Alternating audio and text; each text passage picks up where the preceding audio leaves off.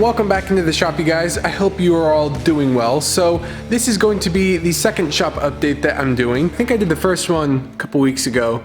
Obviously a lot has happened since then, so this is kind of the first actual shop update in the new shop, which is pretty exciting because, well, everything has pretty much changed. The first thing that happened this week that was pretty exciting was I actually got all the electrical put in, and if you saw the last couple of videos of working on Wallzilla, you've seen that I've actually been using the power equipment, which is super exciting. Each of the outlets are actually dedicated. My initial fear when I got the electrical installed was that, oh, I won't be able to run the dust collector with one of the tools because the amperage wouldn't be high enough. And then I asked the electrician, he goes, oh no, don't worry about it. It's actually going to be dedicated, which means that all of the tools could run at once. And I didn't know that that was even possible, so I mean, that's pretty cool. And I guess he was saying like, oh, if you have like other employees or other people working with you, it makes sense to be able to run all the tools. Also this week, we actually finished up a project, which was this desk right here. And I didn't really have a use for it, so I thought, you know, I could probably put it in the office and use it as a table and maybe put it somewhere else. But for now, it's gonna live right here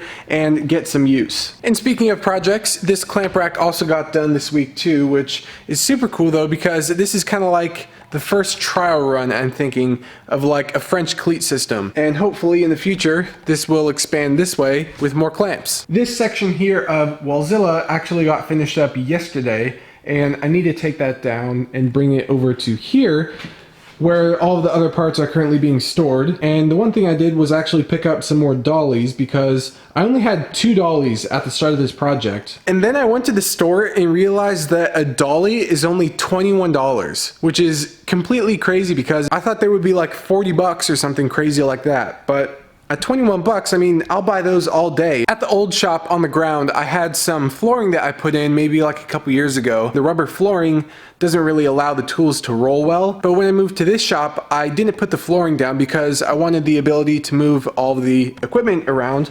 But with that, I think over kind of in like the hand tool section by the workbench. So I'm thinking some of these rubber tiles here could be put over in the hand tool area, kind of where my main workbench is. And if you could almost imagine a line going from this corner here all the way over to the corner of the office and basically covering all of this with the flooring. Where the power equipment is, I could still have the ability to roll those around. All of this right here is the hardware for Wallzilla. I'd like to show you guys what I'm actually using. I'm by no means a professional or highly educated person in terms of hardware and that kind of thing. I'm hoping that with showing you guys this and what I chose for this project, that then for your projects at home, whether you're building cabinets or furniture or just, you know, tinkering around in your shop, I'm hoping that this could kind of educate you and that you could learn something and find something valuable from it. We'll dive in right now and not waste another second. So the first thing here that I have is a Blum soft close slide. Now, not all drawer slides are created equal. I know it's tempting to go onto Amazon and buy maybe like a $5 set of drawer slides. They look good, but then the functionality and the quality of them, it just makes for a big headache when you're actually trying to, you know, incorporate it into your project. These drawer boxes are going to be a lot bigger than the average drawer box, so I knew that the slides had to be more heavy duty, more robust, and higher quality. On the sides, we didn't want to have the hardware showing. That way when you open the big drawer and you have the really nice paneling of solid wood on the sides, you don't actually see the drawer slides there. That kind of pushed me in the direction of going with a undermount soft close slide. However, you don't have to go with Blum. There are plenty of good options, but in terms of, you know, the top of the line stuff, I feel like Blum is the best option. So this entire project, Wallzilla, is going to be 3 sections. There's the left side, the middle section, and then the right side. And the left and right side are actually a little bit shallower than the center section. So in doing that, I actually had to buy 2 different sets of Blum soft close drawer slides. So these right here are the 27-inch drawer slides, and then the center section, which is a little bit bigger, is actually going to use Blum's biggest drawer slide, which is 30 inches. The reason why I chose these for inset is because the adjustment that you can do is pretty remarkable. So with these soft close drawer slides from Blum, you can adjust them from side to side as well as up and down. You have your face frame and then your drawer front or your cabinet door. There's actually a reveal all the way around that's evenly spaced where your face frame and your drawer front or your door is all flush. It's pretty cool and it looks really crisp and clean. But with that, it's a lot more complex. The construction of it is a lot more tricky. So with this being like the biggest project that I've done to date, I wanted to give myself every advantage that I could. That way the end result will actually turn out half decent. The other cool thing about using the undermount drawer slides is that you can buy a jig, which allows you to drill the precise holes needed on the drawer box. All you have to do is set this up, drill your holes, and you're pretty much on your way. So I splurged and got this. That way it would save me some time. So moving on here, the next thing I want to show you,